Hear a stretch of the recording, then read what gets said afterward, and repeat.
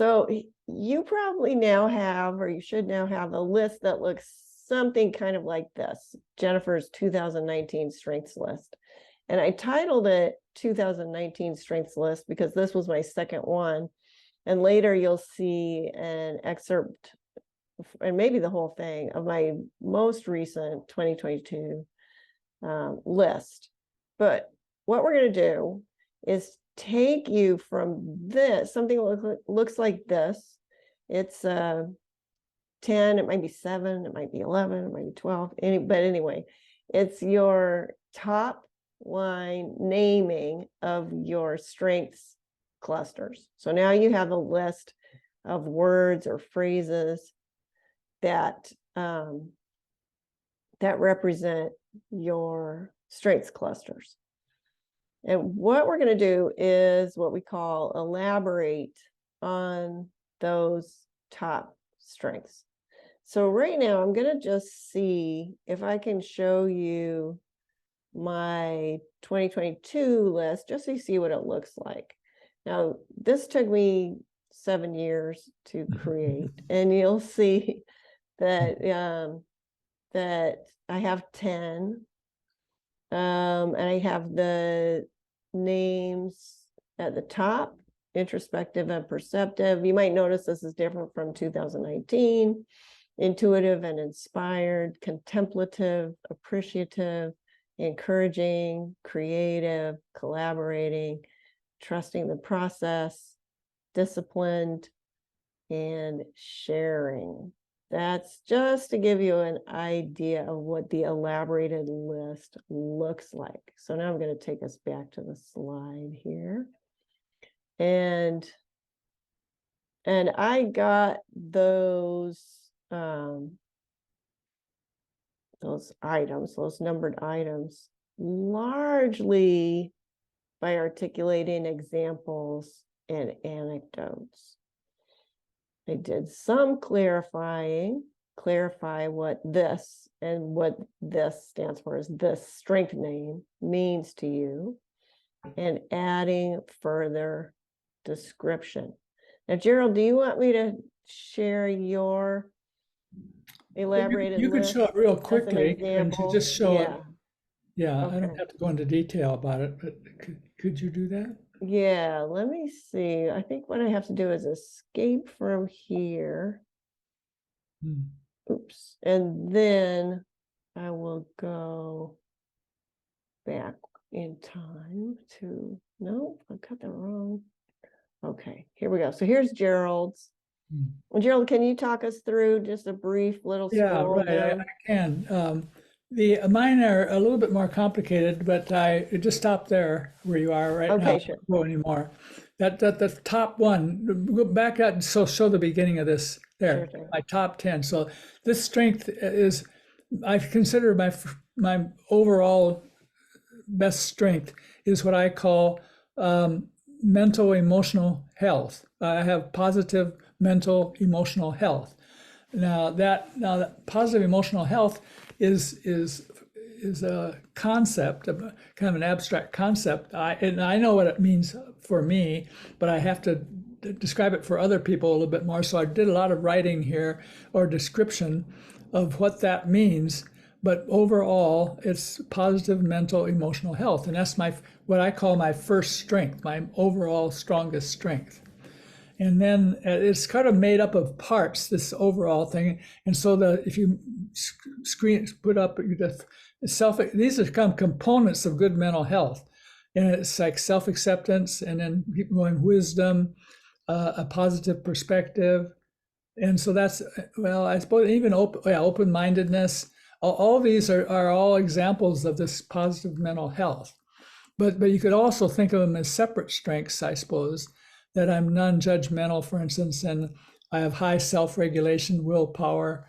I have a desire to facilitate others to become more positive for themselves, and I've had an opportunity in the past 6 years to develop a deep understanding of human psychology. It's just a strength, and I am comfortable in accepting impermanence and characterizes all human life, and I have increased my ability to recognize these feelings and to articulate what these causes these feelings. This is my last one, and it's kind of like where the last one I really articulated, and so it includes that my ability to recognize my feelings and articulate what is causing them is kind of one last example of this good mental health that I talked about in the first one. Mm-hmm. So that's kind of how I did it. But the different people do it different ways, and that's how I did it. Mm-hmm. Yes.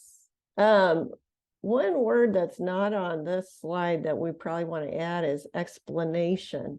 Gerald's top 10 list includes quite a bit of explanation. You can see the differences in ours. His are written in complete sentences. Mine are phrases. Mine's more a list of examples. Yeah. And I think we both have anecdotes in there. Mm-hmm.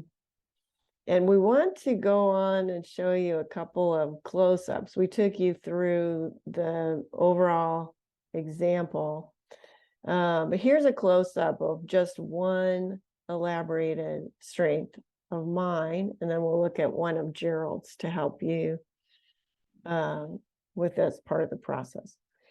So one of my strengths is creative.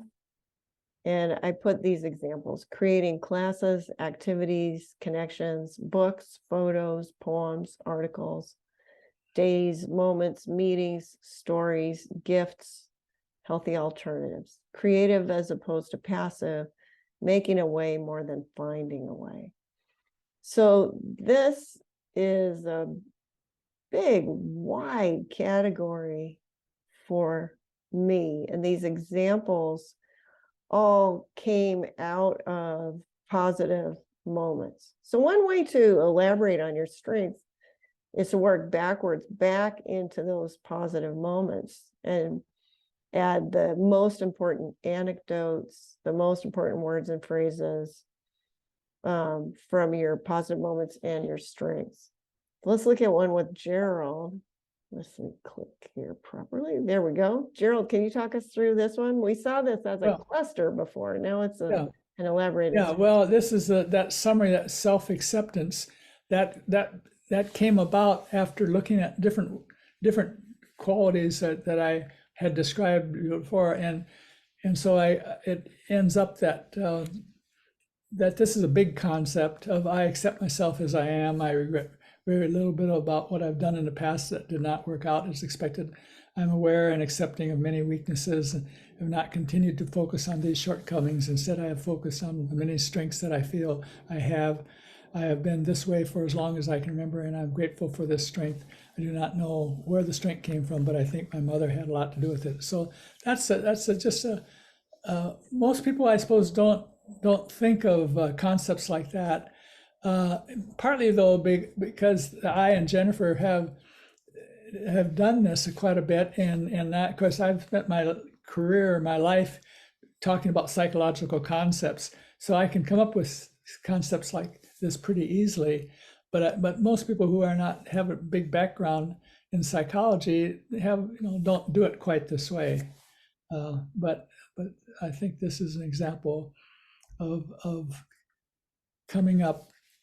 That self-acceptance is just a title for a bunch of more specific behaviors that show it. And, okay. Yeah. Okay. Is there something else? That's all, I think. Okay. So what we want you to do now is elaborate your strengths. And this might take some time. You might want to do one per day, and each one might take 30 minutes or so. What do you think, Gerald? What would be a good way to pace this part, the elaboration step? It depends how much time you have and how much time you spend on it. It's just the more you do, the better you'll get at it. And if you do a little bit, it'll be helpful. So just work on it. The idea is to do a lot of thinking of getting ideas about yourself and writing them down, and then kind of put them into categories and give titles to the categories. it's quite a process of articulating strengths, and everybody can do it and then they'll find out how far they want to go and how deep they want to go with it as they do it. But it's you can keep it simple, but and then the more you do, the more complex it'll become. And Jennifer and my examples are a result of people doing it for years, and so you don't expect to be doing quite what we've done here right away. But if you stick with it, you'll have something like this. But, it might take years. This is a lifetime process.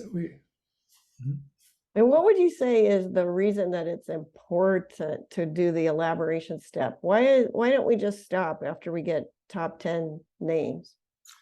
Oh, because this elaboration is more meaning.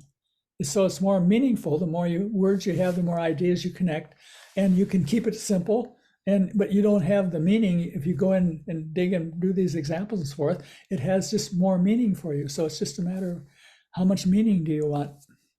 Yeah. And it feels good to have meaning, doesn't it? Yeah. In relationship to yourself and your positive identity. Mm-hmm. It feels really good. Yeah. To know yourself that way. Yeah. All right. Anything else for now? No, that sounds quite, we've said it quite a bit here, so that's enough for now. All right.